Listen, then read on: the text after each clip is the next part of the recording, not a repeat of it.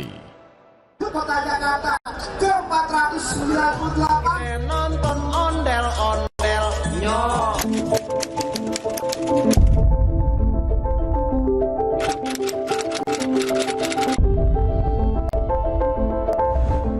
Wah, kayaknya bakalan jadi sampah ibu kota, kata saya tuh ini. Coba nanyain kerjaan, yang penting bisa dapat makan. Begini keadaannya, Kak. Ibu tidur di sini? Iya. Langsung sama kompor? Iya, kadang sedih ngelihatnya juga.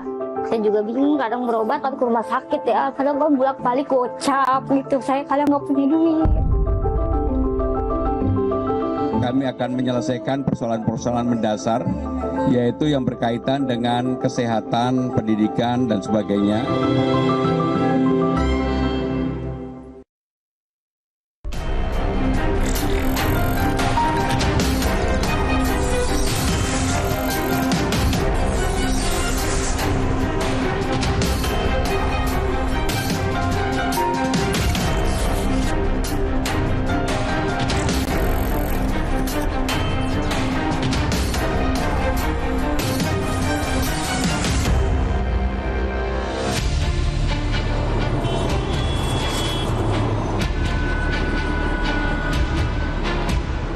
Beban masalah Jakarta tak kunjung berkurang menginjak usianya yang ke-498 tahun. Jakarta masih perlu meramu resep jitu untuk sederet persoalan. Kemacetan, polusi udara, banjir, krisis hunian, pengelolaan urbanisasi, hingga persoalan kesehatan dasar hanyalah sebagian dari seabrek masalah Jakarta.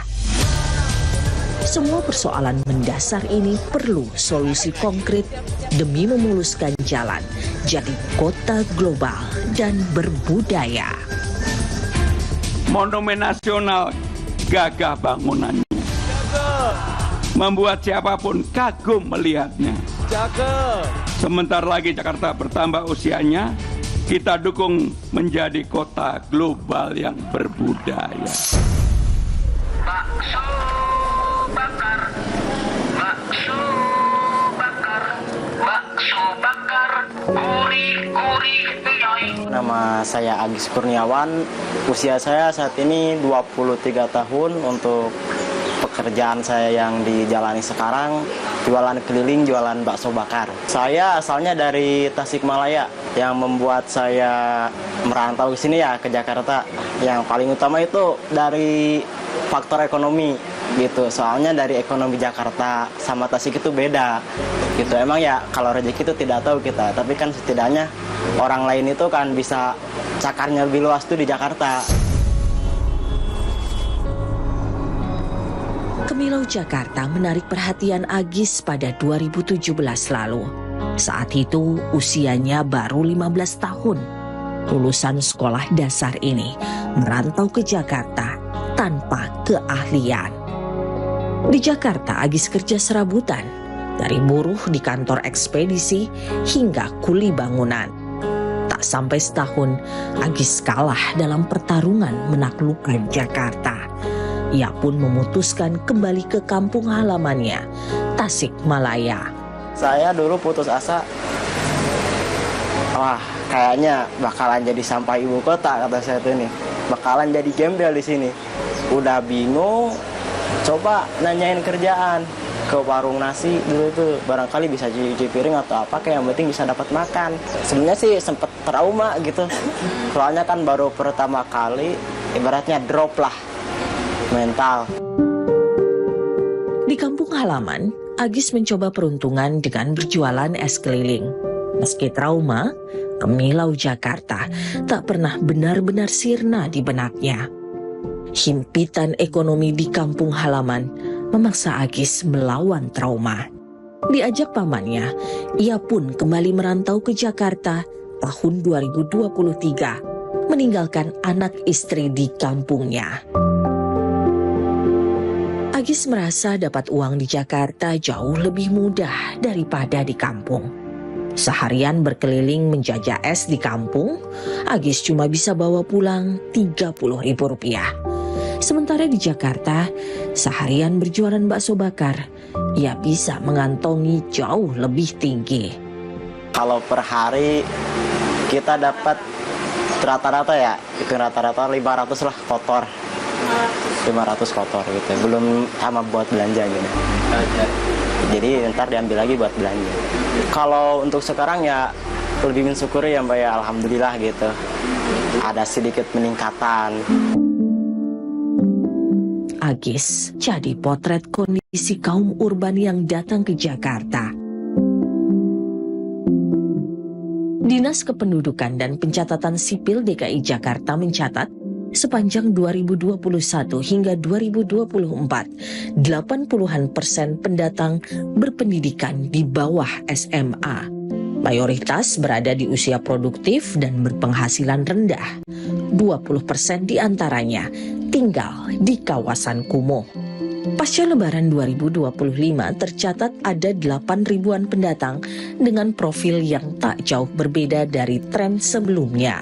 Memang pendatang ini banyak datang setelah Lebaran. Setelah Lebaran, mudik, yang mudik berapa, yang balik berapa gitu ya. Banyak juga yang karena dibawa oleh sanak saudaranya yang tadinya memang bekerja di Jakarta.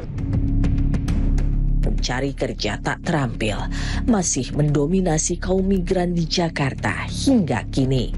Meski belakangan, karakter migrasi mulai menunjukkan tren perubahan. Orde lama, orde baru, bahkan orde reformasi itu didominasi oleh mereka yang masuk dalam kategori unskilled itu tadi. Kemudian berikutnya setelah reformasi maksud saya gitu ya, pasca Covid gitu ya.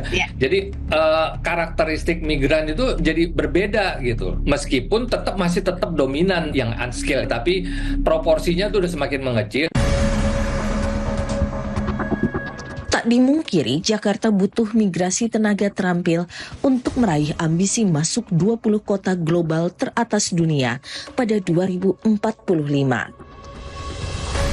Dengan memiliki tenaga terampil, sebuah kota dapat meningkatkan produktivitas, mendorong inovasi, dan menarik investasi. Sebenarnya kalau kita mau jujur, kita juga nggak bisa mengatakan harus itu kan menjadi beban. Justru kita mengambilnya dengan melihat dari kacamata positif. Artinya banyak warga masyarakat dari luar Jakarta yang ingin berkontribusi terhadap pembangunan Jakarta.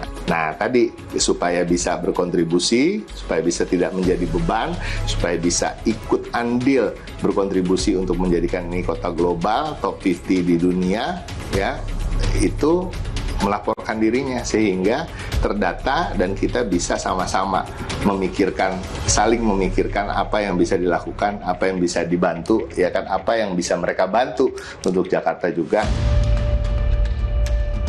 Jakarta berupaya jadi fasilitator bagi kaum urban untuk meningkatkan kemampuan serta daya saing. Salah satunya dengan memberi akses pelatihan kerja berbasis kompetensi lewat Pusat Pelatihan Kerja Daerah atau PPKD yang ada di tiap wilayah administratif Jakarta. Di PPKD Jakarta Barat ada 11 peserta yang bukan tercatat warga Jakarta. Mereka mengantongi surat keterangan domisili sementara atau SKDS. Jadi seandainya masih ada kuota untuk warga yang punya domisili, kita ikutkan. Dan juga mengenai pendidikan tidak dibatasi. Dalam hal ini bisa kejar paket A, B, C ataupun lulusan SD pun diterima. Kedatangan kaum urban membuat Jakarta makin sesak. Kebutuhan akan rumah layak semakin mendesak. Apa upaya Jakarta memenuhi kebutuhan hunian layak bagi warganya? Kepikiran ke Rusunawa sih saya berat Kak. Mendingan saya ngontrak.